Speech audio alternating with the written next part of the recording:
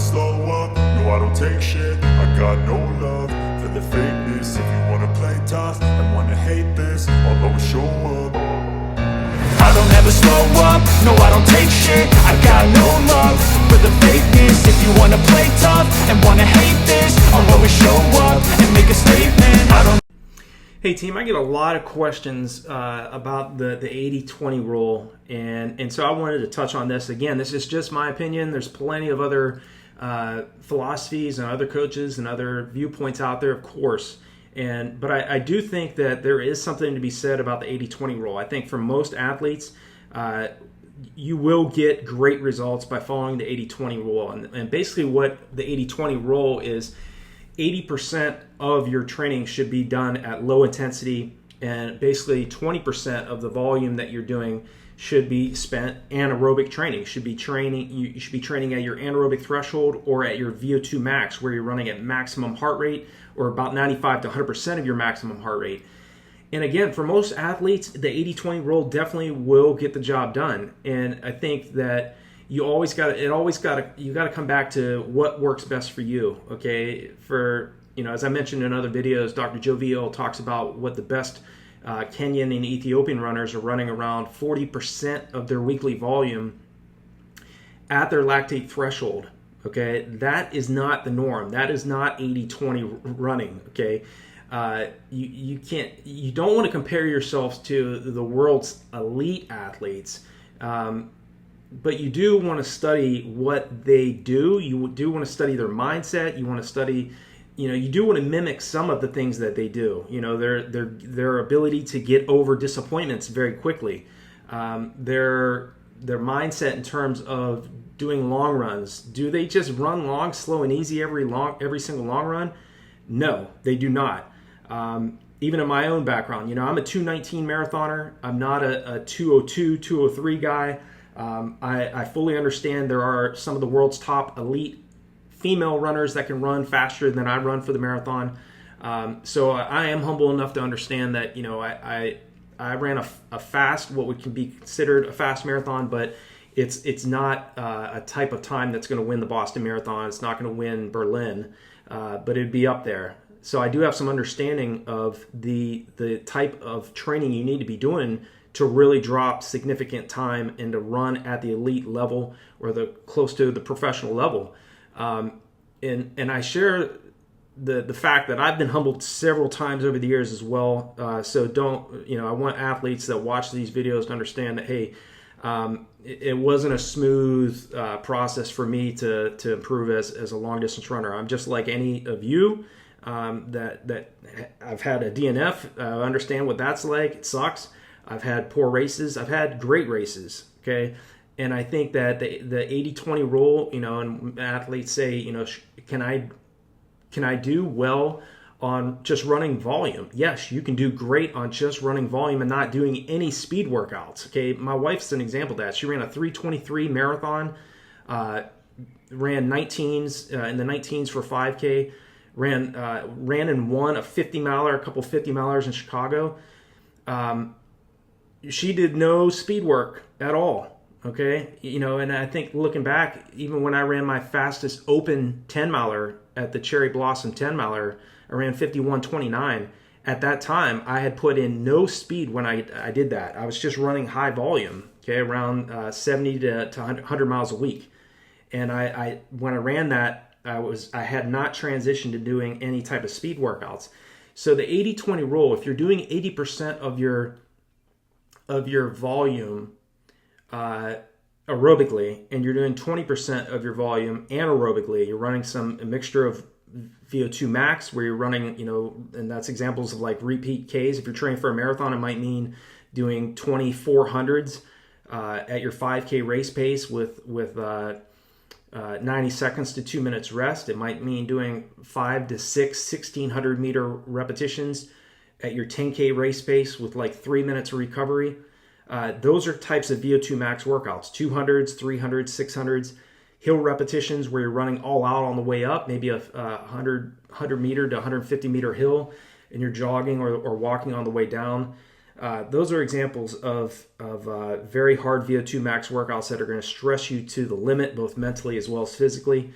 And then there's other types of training that fall in that 20% of the 80-20 rule, where it might be doing tempo runs of 40-minute tempo runs, or maybe 20 to 35-minute anaerobic threshold runs. Remember, anaerobic threshold is about 10 to 15 seconds faster than tempo pace. Okay, so tempo runs and threshold runs are slightly different. Okay, there is differences in the overall effort and overall pacing during those runs. You should be able to do a longer tempo run than an anaerobic threshold run. Okay, they are slightly different, but I think too, as I mentioned, if you're looking to go to the elite level and you're trying to run at the professional level, much more is going to be asked out of you. Okay, the 80-20% rule. Again, if you're an athlete that's trying to get to the elite level, your mindset, your actions on a daily basis have to change.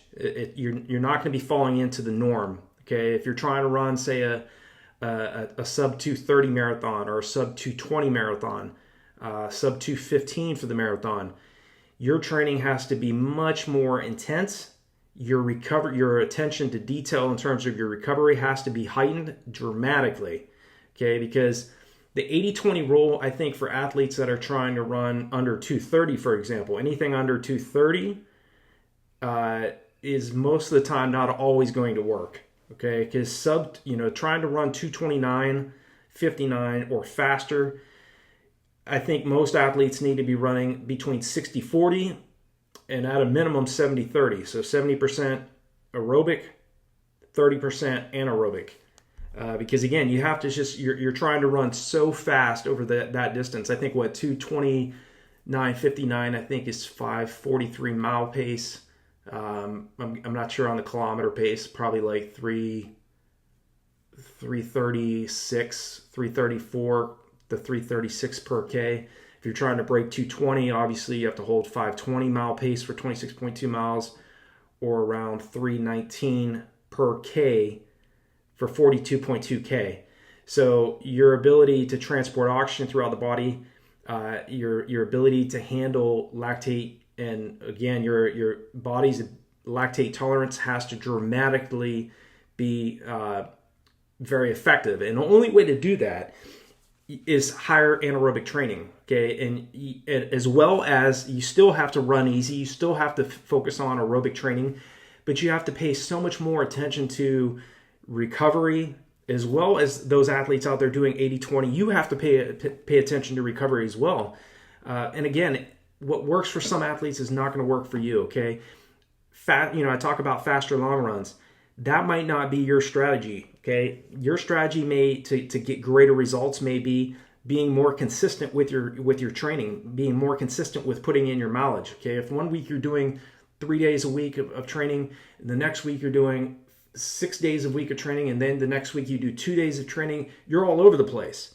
Okay, so you have to find what works best for you. Okay, if you do better with just training with higher mileage and just putting in higher miles or kilometers per week, and that works better for you, stick with that. Okay, this notion of running 40% of your weekly volume at anaerobic threshold or quicker, like the top Ethiopians and top Kenyans and other top Europeans around the world, that's not going to work for most runners. Okay, again, those athletes are running at a minimum well under 220 for the marathon, and most are well under 210 for the marathon. Okay, so again, take some things that work and implement them in your own training. Okay, whether that's running a few more miles or a few more kilometers at faster than race pace, or running, extending your long run out to, say your longest long run has been 15 to 16 miles, extend that out to maybe 19 to 21 miles and see how those changes affect you, your overall race results. Maybe you're training for the 1500 meter or the 5000 meter, and your longest long run has been like 3 to 4 miles. Consider getting that long run out to 6 to 8 miles. Okay, maybe you need to be doing a little bit more speed work and extending the distance of your intervals. Maybe you're giving yourself too much recovery in between each one of your intervals, okay? If you're doing, earlier on in your buildup, if the intervals are slower, your recovery should be a little bit more, okay? If you're doing, like, for example, if you're doing repeat 1600s on the track, maybe at the beginning of your buildup, you need 4 minutes of recovery in between each one of those reps.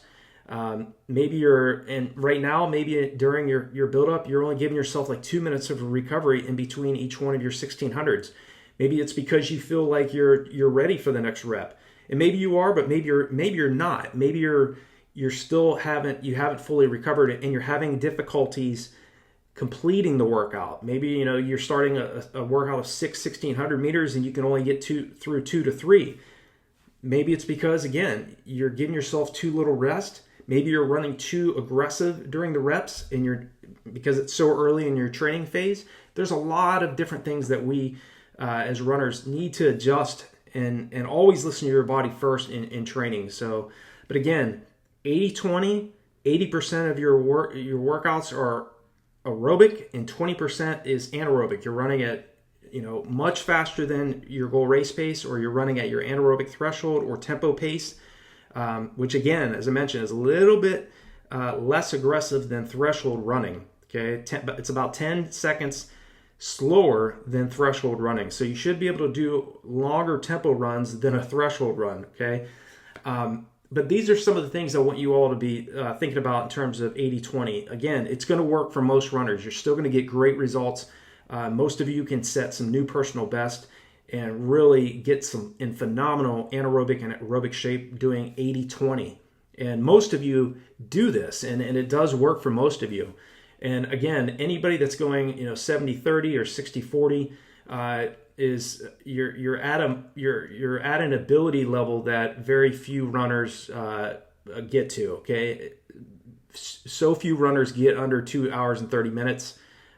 Far fewer get under 220, and there's a very small amount that go under 215, 214, sub 210 around the world. So just do what works best for you. If you have any other questions regarding the 80-20 rule, please let me know in the comment section. Has this worked for you? Have you gotten some great results from 80-20, or have you done like 60-40, 70-30? And also let me know in the comment section, what type of time are you going for? What's your event? Is it 1500? Are you trying to break 430? Are you trying to go under 4 minutes? Are you trying to break 16 minutes for the 5K? Are you trying to run under an hour and 20 minutes for the half, or break 2:30 for the marathon? I definitely love to hear where you guys and gals are at in your training as well, and definitely I will respond back to you. And thank you so much for all of you who watch my videos. Thank you for my current subscribers, all of my new subscribers. You guys and gals make this channel. It's not just me. All of your comments, there's other runners that read those and also can take away from what you share. So thank you so much for what you bring to this channel as well. So with that, I'll end here. Hope you all continue with your training. I wish you all success, and I'll talk to you all in the next video.